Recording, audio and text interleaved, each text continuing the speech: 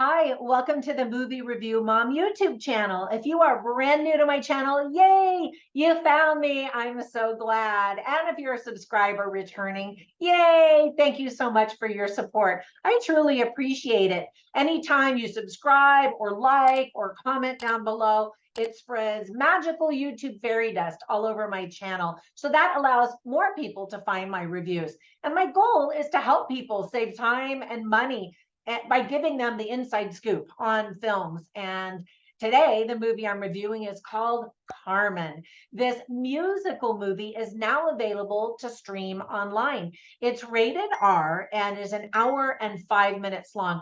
My overall movie review mom grade is I think a B minus. And let me explain why. I know it's rare for a film critic to give the review rating at the beginning of the review. So give me a minute to give you an overview in a nutshell, and then I'll point out things I liked and didn't like about the movie, as well as tips for parents, themes worth talking about, interesting lines, and recommendations for other films that are sort of similar that I think that you'll also like, or maybe will like better. All right, so in a nutshell, first of all, congratulations to dancer and choreographer Benjamin Millepied in his directorial debut. He reimagines the famous French opera Carmen into a modern dreamscape with original songs and musical score. Writing credits go to Loic Barrere, I think is how the name is pronounced. I don't know. Alexander Dinelaris and Lisa Loomer. All right, so there were a lot of things I really did like about this film. First of all, I am such a big fan of Melissa Barrera. As soon as I saw that she was in it, I was all in. I saw her on the poster and I went, yes. She gets better and better with each of her films. She can sing, dance, and act like a champ. Beyond that and all of that talent, she looks a lot like my son's gorgeous girlfriend from Cuba. Check it out.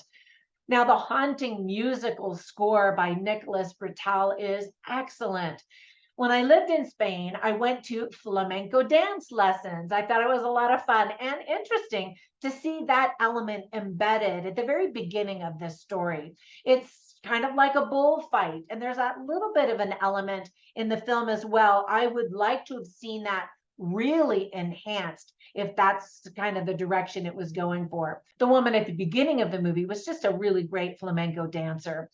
So the movie is supposed to take place around the Mexican/US border somewhere, but the movie was actually filmed in Oz, Australia.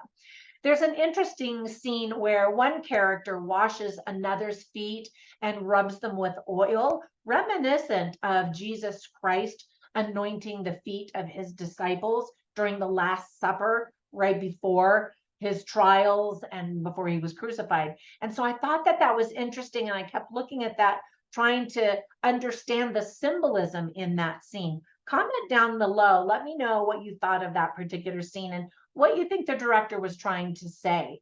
Now, I could say, oh, it has something to do with how important the feet are in a dancer's life.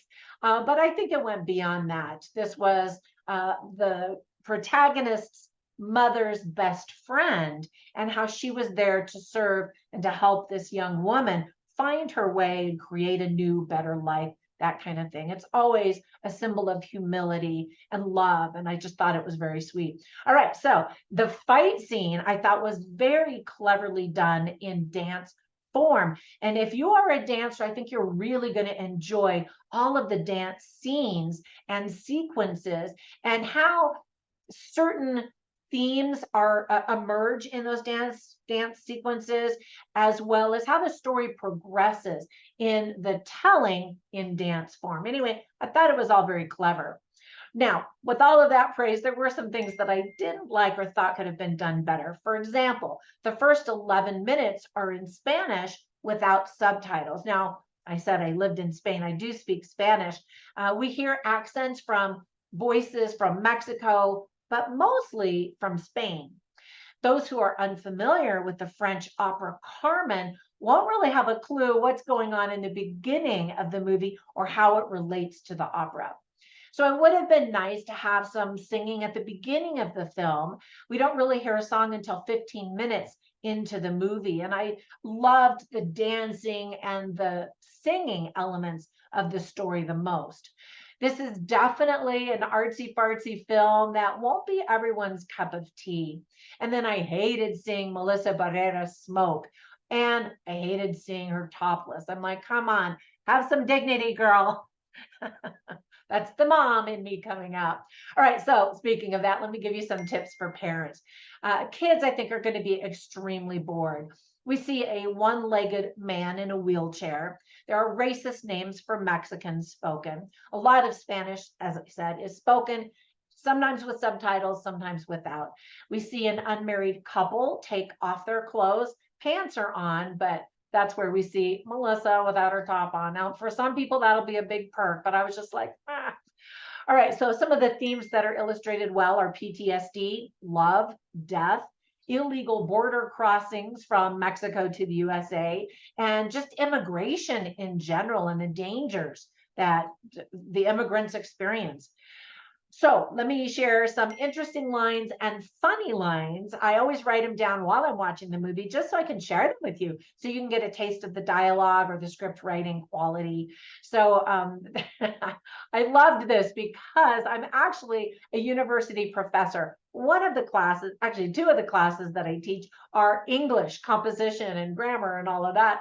And so this line cracked me up when Aiden, he's the American, played by Paul Mescal, and he says, "You speak English good." He's talking to Melissa Barrera's character, and she says, "Well, I speak English well." And of course, she does speak fluent English. She sounds like an American, but in this movie, she has like a Mexican accent when she speaks English, because we're not supposed to know that she speaks it really, really well, but she does.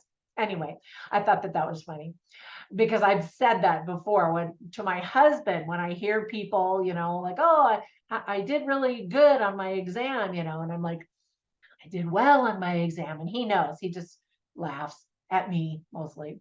And by the way, you can see all of these lines on my written review at moviereviewmom.com. So this was an interesting line. This is a character named Jay. He is played by Damian Tomlinson, and he's one of these border crossing guards, and he's welcoming in the new guard, and he's like, wait till you see how it feels to guard your country from your own backyard. And he's kind of got this cocky attitude, and you kind of get the impression that he really likes, the rough side of treating the people that are desperately trying to escape poverty and crime in their countries and coming into America. But hello, we've got lots of poverty and crime in our country too. But anyway, not to get all political on you, that's the other class that I teach at university level, is politics. Anyway, and then another interesting line was Masilda. She's this protagonist's mother's best friend. She's played by Rossi de Palma. And American audiences may not know her, but she's a big deal in Spain. But anyway, she's talking to this young protagonist, played by Melissa Barrera, and she says, dance for her and for you. Because her mother passed away, and her mother's spirit is all around her. She feels her, and she's not sure what to be doing with her life now that her mother is gone, that kind of stuff. Anyway, all right, so now let me give you some recommendations really quickly about other films that I thought of instantly that I think that you should watch. The first one is In the Heights. It stars Melissa Barrera, but it also stars a bunch of other incredibly talented people. She's just in it also. She sings, she dances. It's got some hefty themes in the movie, but it's also very light. There's romance, there's humor, there's action, and fantastic choreography and musical numbers. Anyway, I highly recommend it. I've seen it a billion times, I'm embarrassed to say. I love it that much. Another movie that stars Melissa Barrera is All the World is Sleeping. It's a difficult movie to watch because it's about people who are drug addicts, basically, and their lives are just destroyed by their bad choices. And the first time I saw Melissa Barrera was in this musical, and I just was like, oh, she's so beautiful and wonderful and talented. And then I've seen her in many dramatic movies since, and I'm just so impressed. This one, All the World is Sleeping, she knocks it out of the park. She does a really great job. And then another one that she's in, it might have been the first dramatic one that I saw her in, is called Keep Breathing. It's on Netflix. It's kind of a survival story, and she does a really great job. Anyway, obviously, I'm a fan. So that's it for my review. Thank you for spending a few minutes with me. When you get a minute, run over to my Movie Review Mom Facebook group, where I share lots of silly polls and memes, and of course, my movie review stuff. All right, have a fantastic day, and I will catch you in the next one. Bye for now.